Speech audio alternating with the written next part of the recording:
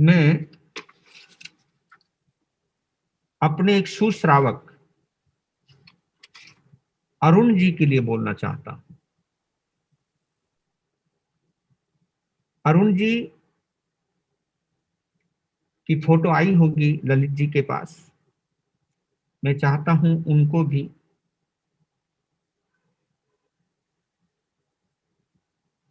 प्रकट करें। वो मेरे, हाँ, ये मेरे अरुण जी हैं, जो मेरे भंते सरल आत्मा उप प्रवर्तक गुरुदेव श्री पारस मुनि जी महाराज साहब के अनन्य भक्त। मैंने ऐसा सरल व्यक्तित्व नहीं देखा, इतना सेवा भावी, इतना भोला।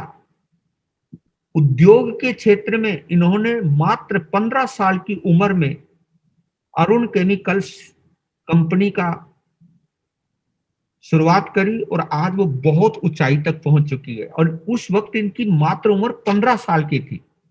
यानी जिस शख्स ने 15 साल की उम्र में एक केमिकल के नाम, अरुण केमिकल के नाम से फर्म को स्टार्ट किया और आज वो इतनी ऊंचाई तक पहुंच गई है। और ये मेरे भंते श्री पारस मुनि जी महाराज साहब को बहुत मानते थे और भंते श्री जी भी इनको बहुत मानते। क्यों मानते, इसके पीछे एक रीजन है। इनके पिताजी सुशील कुमार जैन, इनकी माताजी श्रीमती कांता जैन बहुत समय से पहले 65 66 66 ईयर्स पहले मसूरी गए थे। और जहां पर हमारे भंते पारस मुनि जी, उस वक्त उनकी उम्र 9-10 साल की रही होगी, तो उस वक्त वो मिले थे उनको वहीं मसूरी में। और सुशील जी ने कहा था कि तुम मेरे साथ चलोगे, तो वो उनके साथ आ गए। तो वहां से प्रारंभ हुआ मेरे भंते श्री पारस मुनि जी की जीवन यात्रा का। जैन परिवार से जुड़े वो, और वो परिवार जुड़ा हुआ था पंजाब केसरी स्वामी श्री प्रेमचंद जी महाराज साहब से। और उत्तर भारत में पंजाब केसरी स्वामी प्रेमचंद जी महाराज साहब का दबदबा था। वैसे वो राजकोट तक गए, गुजरात तक गए, बॉम्बे तक गए और एक धाकड़ संत थे, चमत्कारी संत थे। सिख परंपरा में जन्म लेने वाले, रोपड़ पंजाब के पास एक गांव है जहां उनका जन्म हुआ, सिख परिवार के अंदर। और जैन धर्म में दीक्षित हुए और जैन धर्म में दीक्षित होकर के सम्यक्त की जो उन्होंने प्रभावना करी, मिथ्यात्व के अंधकार को अपनी प्रवचन शैली से छिन्न भिन्न किया। और जालंधर के जो विशेष चौराहे हुआ करते थे, उनके ऊपर वो खुले प्रवचन हुआ करते थे और 5-5 हजार लोगों की उपस्थिति में वो बोला करते थे और लोग आकर के बैठ जाते थे। पंजाब के श्री स्वामी प्रेमचंद जी महाराज साहब की कुल परंपरा से इनके दादाजी श्रीमान रोशन लाल जी और इनकी दादी श्रीमती शांति देवी अनन्य भक्त थे।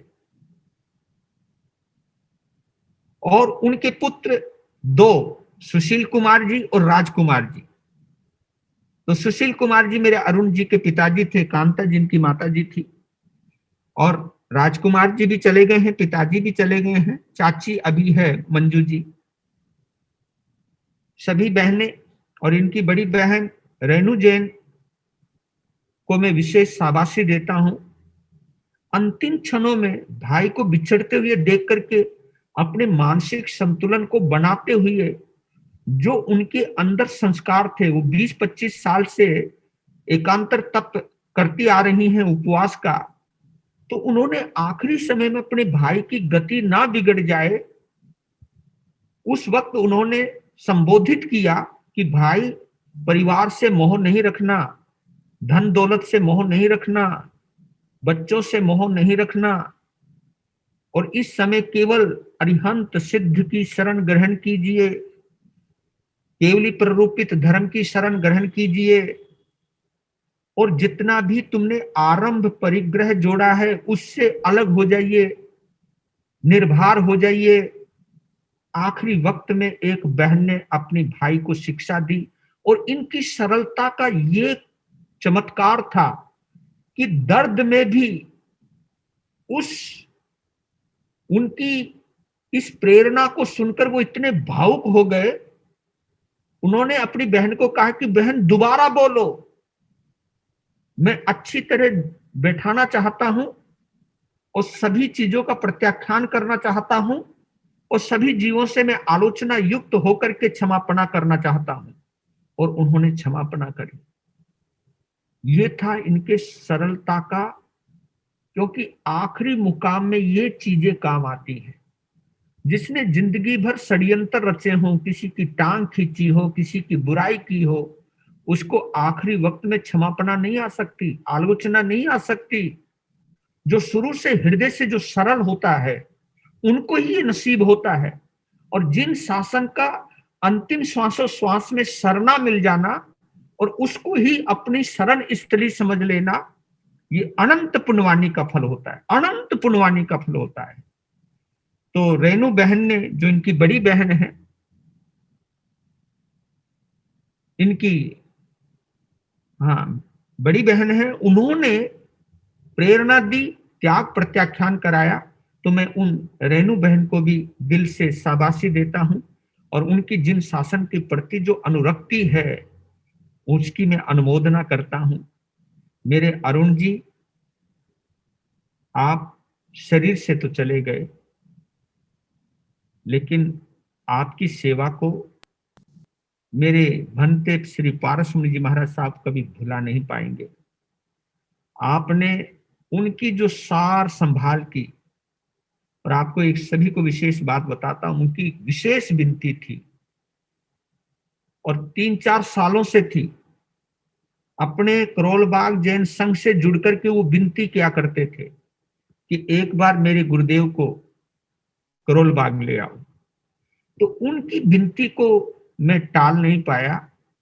भंते श्री जी की आंखों में देख करके भाव में समझ गया और फिर मैं उनको लेकर के करोलबाग पहुंचा हूं। उसका भी एक, हम 26 फरवरी को यहां पर पहुंचे थे। एक चित्र भेजा है ललित जी को, पता नहीं वो है उनके पास या नहीं है। ललित जी है?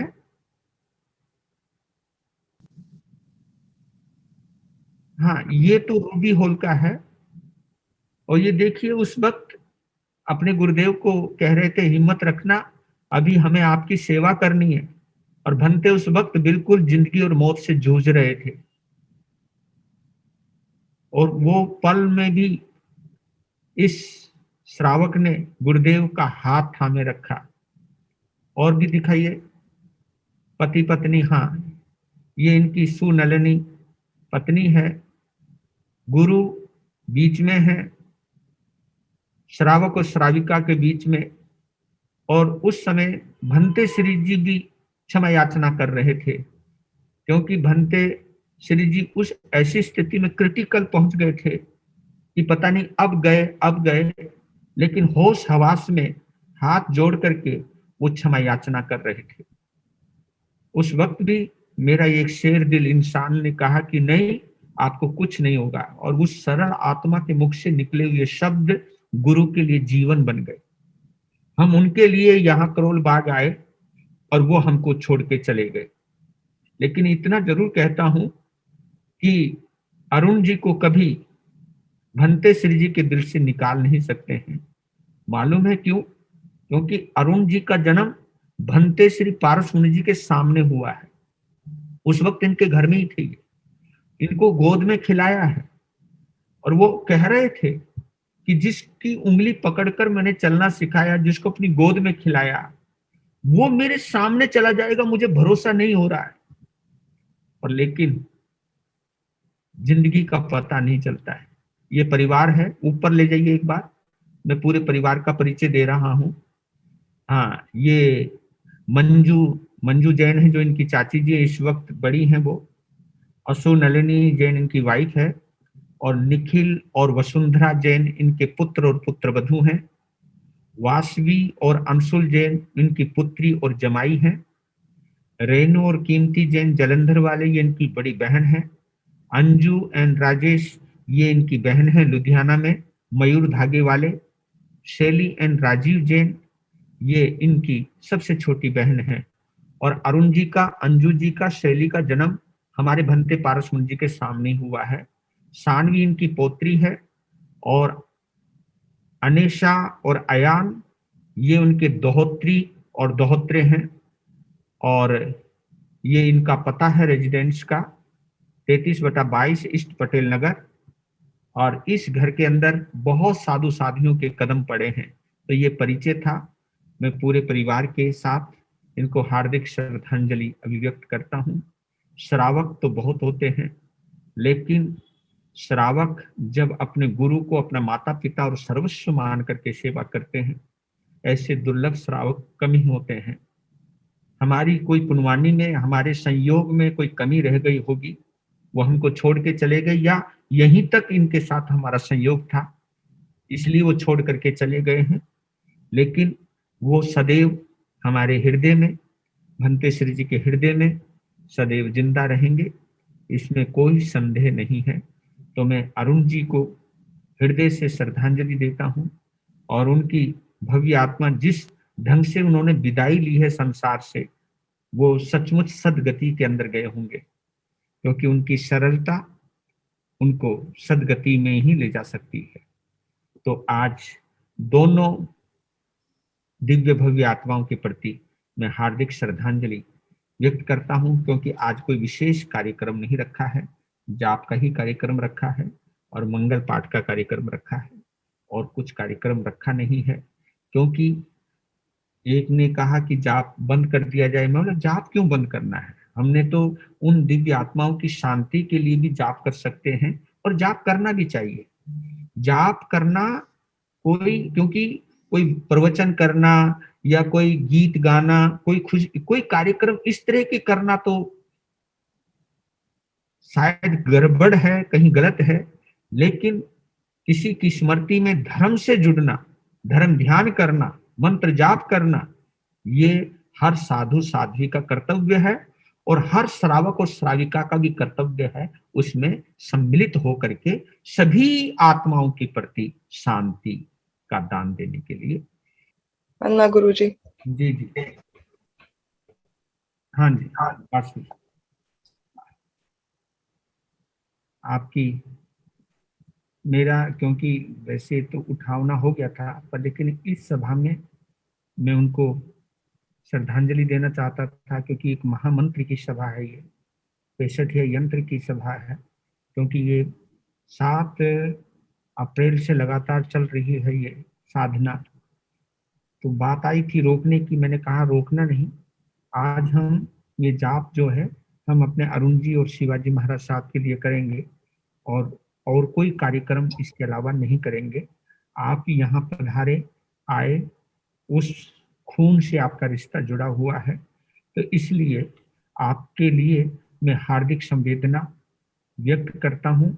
और आप को गर्व होना चाहिए ऐसे महान आत्मा के प्रति जो आपसे जुड़ा हुआ है। और आपकी भावुक जो वक्तव्य था वो सुबह सुन करके मैं बहुत ही अंदर से मतलब पीड़ित भी हुआ। लेकिन आप एक पिता के प्रति जो आपके अंदर एक भाव भक्ति थी, वो वास्तव में अद्भुत भाव भक्ति है। और एक आदर्श परिवार रहा है मेरे रोशनलाल जी का, और इस आदर्शता को प्रत्येक सदस्य ने बना करके रखा है, और आप उस परिवार का हिस्सा हो, इसके लिए मैं आपके लिए भी हार्दिक अनुमोदना करता हूँ। मंगल पाठ सुन लीजिए। आपको कुछ बोलना है बासुरी? हाँ, 2 शब्द। गुरु जी, हाँ बोलो बाबू। मम्मी भी है हाँ आई हुई, बट ठीक है जल्दी चले गए। हाँ, पर हम सबको एक टीम तैयार करके गए हैं वो। यस। और बचपन से ही संस्कार थे, बचपन से ही परिवार में परदादी को देखा, दादाजी को देखा, पापा को देखा, तो गुरुओं की सेवा करना, उनका आना जाना, उनके लिए हमेशा जो करना, पहले उनका काम कार्य पूरा करना, ये हमारे को बचपन से ही बोला गया है, आदत सी पड़ गई हुई है। तो हर कार्य पूरा करके गए हैं, जल्दी चले गए, पर ठीक है, जहां गए हो भगवान करे बहुत ही अच्छी जगह भगवान उनको शरण दी हो अपनी, में गए हैं वासवी, और कुछ नहीं चाहिए। बहुत अच्छी गति में गए हैं वो, जिस ढंग से गए हैं। मैं वो ऐसी मृत्यु, ऐसे शांत मृत्यु जिसको कहते हैं, शांति के साथ जाना, त्याग के साथ जाना, ये अच्छे अच्छे संतों को भी नसीब नहीं होती है। तो मैं ये मानता हूं कि मृत्यु को इस तरह पराजित करने की कला ही आखिरी में आती है, और वास्तव में वो करके दिखाया है मेरे अरुण बाबू ने। तो उनके लिए मैं, आपने एक बात कही थी, मुझे गर्व है कि वो मेरे पिता हैं, इसमें नो डाउट। आपको गर्व, और हमें भी गर्व है कि वो हमारे प्रेमचंद जी महाराज साहब की कुल परंपरा के एक आदर्श श्रावक रहे हैं।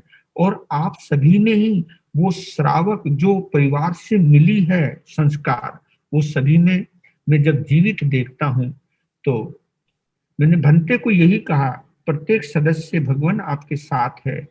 आप, क्योंकि मैं अपने गुरुदेव के बाद अगर मैं किसी को मानता हूं, तो मैं भंते श्री जी को मानता हूं, और उनके सानिध्य में रहकर के मैं अपने आप को बहुत सुरक्षित समझता हूं।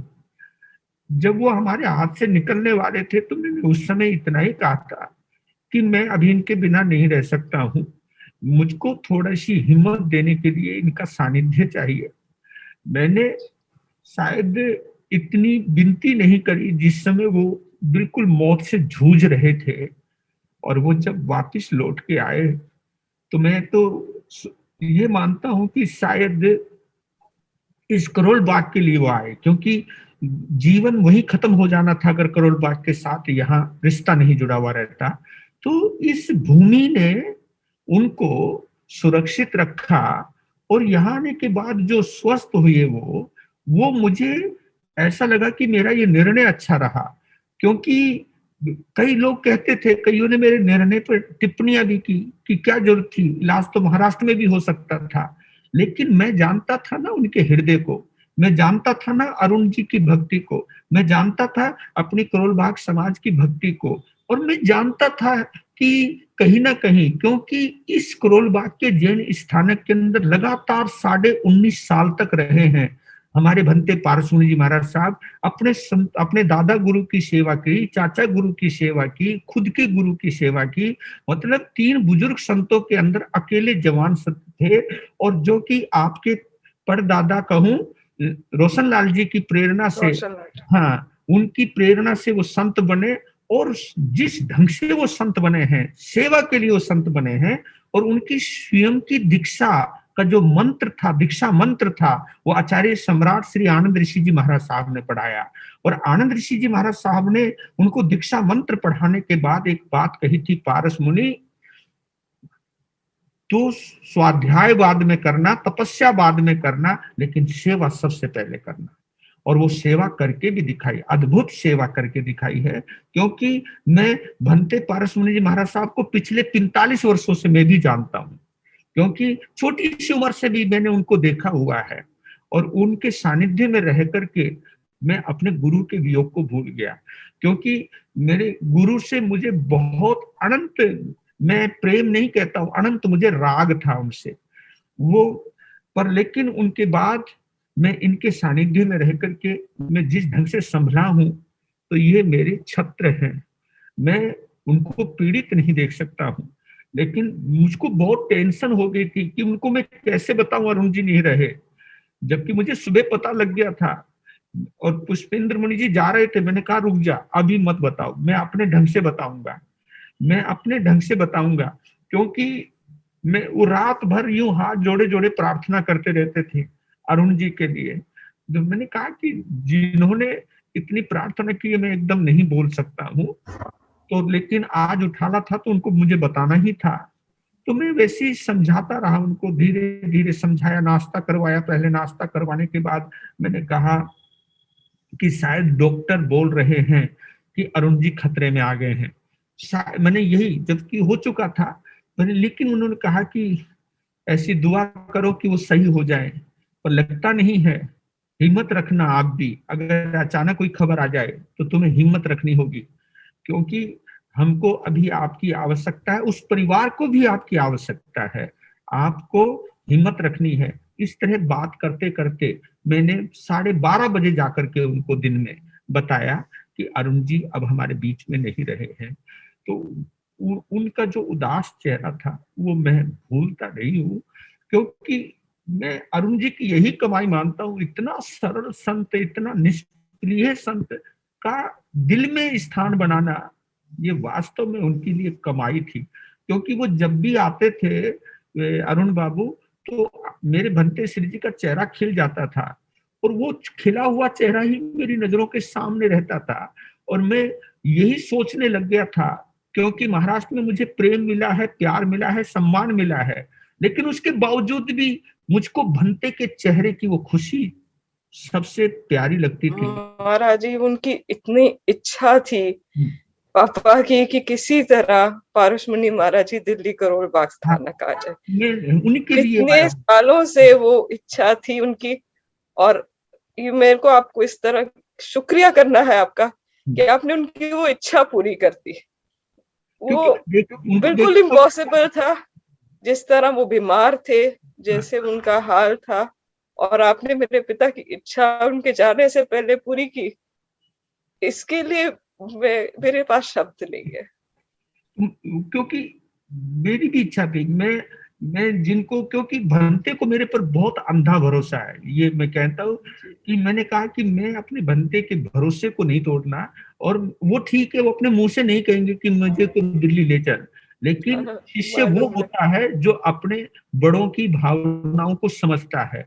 तो मैंने तुरंत निर्णय लिया, मैंने किसी की परवाह नहीं करी कि नहीं, मेरे भंते को जिसमें अच्छा लगे और मेरे अरुण को जिसमें अच्छा लगे, मैं वो काम करूंगा। और समाज की विनती थी, पुरजोर विनती थी, और हम यहाँ पर आए। और यहाँ आकर के जब मैंने उनको स्वस्थ देखा, तो मुझको सबसे पहले ये संतुष्टि मिली कि मेरा ये निर्णय अच्छा रहा।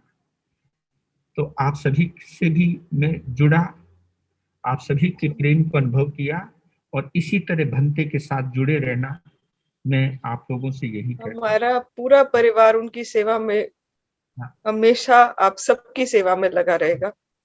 आप बेफिक्र रहिए। खुश खुश रहे।